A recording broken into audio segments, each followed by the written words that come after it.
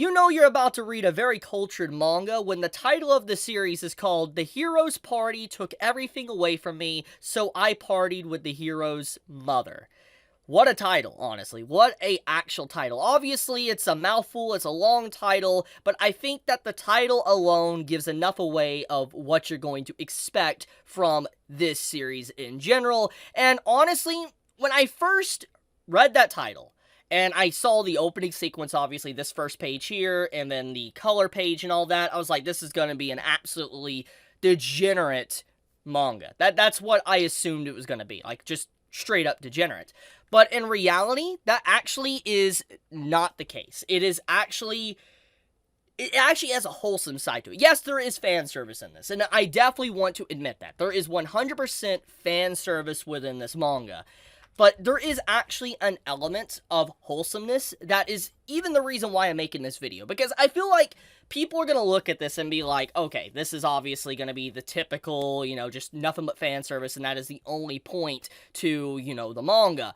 But that really is not the case whatsoever. So I want to take some time and I want to talk about the series and recommend it to those that might actually be interested. So first things first, this series obviously... Yeah, I'm gonna say it. If you do like fan service, you're probably gonna enjoy the series. But, once again, there does seem to be an interesting story going on here. So, our main Mel character, he has a dream almost every single night. He talks about this right at the beginning of the chapter, saying he's always having this dream about, the mothers that he talked to when he was younger. When he came to this world, he was reincarnated, by the way. He has a dream about them where, he talks to them and he's like, he likes them, he loves them, etc. And as the chapter progresses, basically, you come to find out that he actually was someone that was necessarily reincarnated. Like, he actually was a 50-something-year-old guy in, like, regular Japan or whatever, and then he died, and then he got brought into this world, which then, because of that, his perspective, he only wanted older women. He only cared about older women, and he only wanted, older women that was 20 up, or 25 and up, basically. That's the only thing he really cared about. And so that is the only people you would have any romantic feelings for, which goes into the beginning of the series of kind of why he's in love with these mother figures, or what he says himself literally with this dialogue. But, anyways, the actual story is that he gets kicked from the hero's party right at the start. And this is a very typical beginning for a lot of stories, like Isekai stories, reincarnated in another world story. We see this quite often, to where, like, the main reincarnated protagonist is not actually the protagonist of the story, and you have a random person that's in that party just gets completely booted out, and they have to do their own thing. Either they become a pharmacist, or a farmer, or whatever. They just do their own thing. And so when you see the beginning of this chapter, he gets kicked out. This is the main male hero, the main character, basically, and then his 3 companions, female companions, and then we have our main male character here that also was in the party, but he was kicked out. Come to find out that this MC right here, he's a womanizer. He's someone that is, like, just straight up, he's going after all the women. They obviously like him too as well, and he has his own harem, so to speak. Basically, with any isekai, usually the MC has a harem. That's what happens a lot. And so, he has his own harem, and the main male character is kind of like a third wheel, so he wasn't really kicked out because he was weak or anything. They use that as an excuse, but they kick him out because obviously this guy wants the girls to himself, and the girls technically would just want him to themselves as well. So that's kind of what happens in, this chapter. So we fast forward basically a little bit into the chapter, kind of find out that, this is his childhood friend. He honestly felt that maybe she would have his back, but she didn't, and he was a little bit upset about that, but overall, he quietly leaves the party, basically. He doesn't get too aggressive, he doesn't get vindictive, or, hell-bent on revenge, so to speak. He legitimately is someone that actually just, he walks out and leaves on a very clear-headed mind. He's a little bit upset, but that's about it. So as he leaves, basically, he doesn't know what to do. He talks about a little bit of his life, what I talked about earlier, him being reincarnated, what he's interested in, etc. And eventually he goes to an auction house that sells, individuals.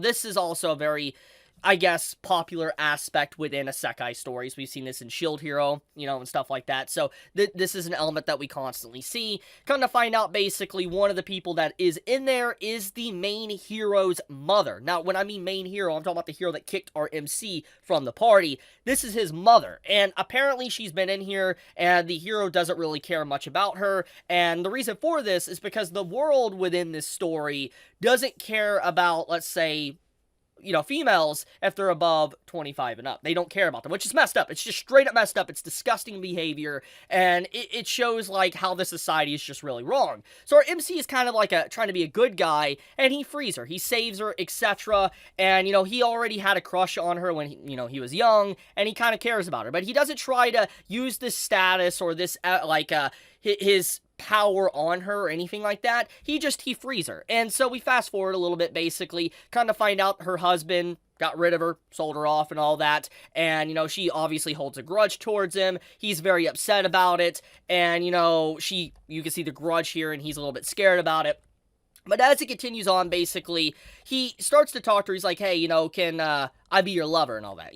I care about you. Can I be your lover? And obviously, she gladly accepts. It's a very beautiful moment, and the chapter ends off with, obviously, a very implied scene here. And so, let's get into this. Let's, unbox what this chapter represents. So, once again, I came here for the degenerate, because of the title, but it turned out to be extremely wholesome. It's a very wholesome story about a guy just saving these characters or saving these individuals within this world that obviously are not getting treated right. He's trying to treat them right and save them, and yeah, he probably is going to create a harem, and maybe he might do some disgusting behavior in the future. I don't know, but it's very clear he's saving them, and he's trying to make them not feel worthless, and I think that is actually a very wholesome thing that the story is presenting in its own way. Now, will the quality of the story keep up, or will it degrade? Who really knows? And one other thing I do want to clarify, I don't know if this series is legitimately, based on a light novel or a web novel, because this is the manga's first chapter, so I don't know if it's based on anything, or if this is just completely original and a first chapter,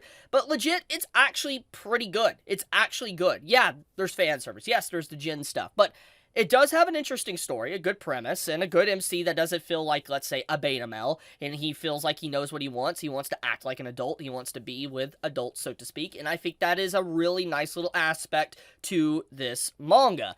So, yeah, overall, I think one thing that I am curious about, by the way, is the title of the series, because the title is called The Hero's Party Took Everything Away From Me, and so I took their mothers as basically party members.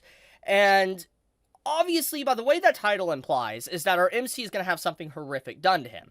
But the way the beginning of the chapter's set up, it doesn't seem like there is anything truly heinous done to him. Yeah, they did some disgusting stuff to him, like kicking him out and the guy being kind of like a womanizer. But the point, though, is that he hasn't, been done really, really wrong yet. And so I do wonder if there's going to be something that's going to happen. Maybe the hero is going to find out that his mother is now his lover here, and he's going to do something about it, which is going to result in him getting very angry and going after the heroes or whatever, something like that. But for now, we don't know. This could turn into a revenge story. This could turn into just a very wholesome story of this guy just trying to help people out and change society. Who really knows? But I do legitimately think that this is actually worth a read. It's good. I don't know when the next chapter is going to be out. I don't know if this is going to be weekly or not. I hope it is. I actually will review this series weekly if it is weekly. But, yeah, I just wanted to bring this manga to people's attention, because it's not really that bad, actually. And I think people are going to assume that it has nothing of quality to it, but in reality, it kind of does. So, I'm going to leave it at that. Thank you so much for watching. If you enjoyed this video, do drop me a like. It does help me out a lot. I greatly appreciate it. But with that, be safe, stay healthy. Chibi out.